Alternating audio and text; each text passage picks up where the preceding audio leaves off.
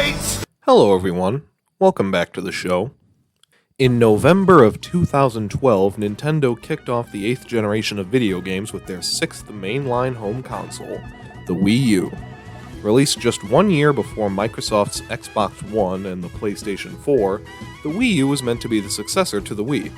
If you want to know more of the history here, I'd recommend watching Neryl's video on Star Fox Zero, but to summarize, the Wii was incredibly popular for its innovative controller and library, but declined sharply in sales at the beginning of the 2010s. In their attempt to up the ante, Nintendo explored asymmetrical gameplay, wherein the player would look at the screen on their controller while also playing the game on the TV.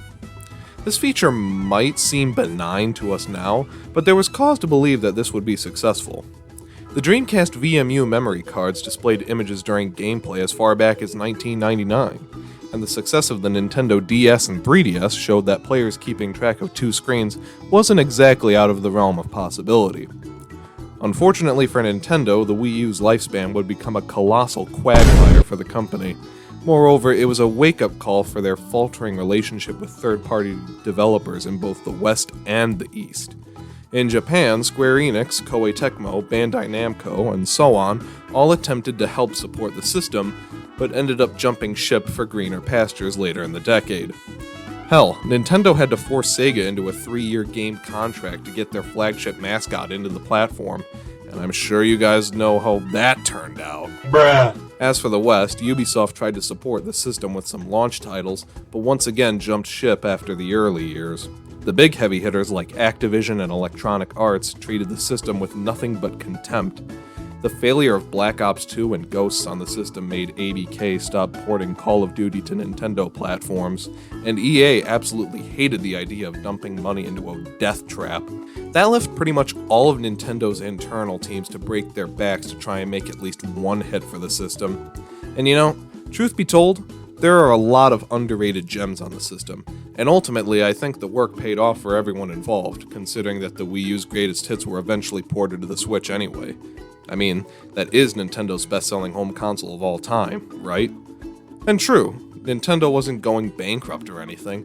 The 3DS proved to be a wonderful safety net for them during these years, but when you can't even make the sales charts, something's definitely off. And to be fair, Nintendo wasn't the only ones caught with their pants down during this generation.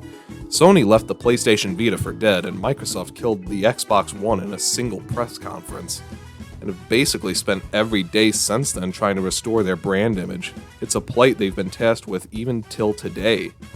But Nintendo's story might have been the most pathetic, if you ask me.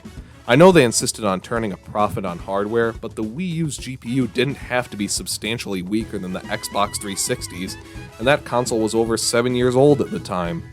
There were still positives in all this, though. Nintendo finally got their shit together and making their online storefront look at least somewhat presentable. And Meme Run. Oh my god, Meme Run. That's like the greatest game of all time, isn't it, guys? I must admit that my relationship with the console goes back to the year it came out, so I was able to play most of its library before it was ported to the Switch. And honestly, I'm glad I did, because like I said, there were a lot of surefire gems to behold in there. If I ever manage to get my console out of storage, I'll probably do a more in-depth look into its library. I know the eShop for it is in the process of closing, but among all the Wii U games, I think there's one game that I absolutely have to talk about. No, not that one. Maybe someday, though.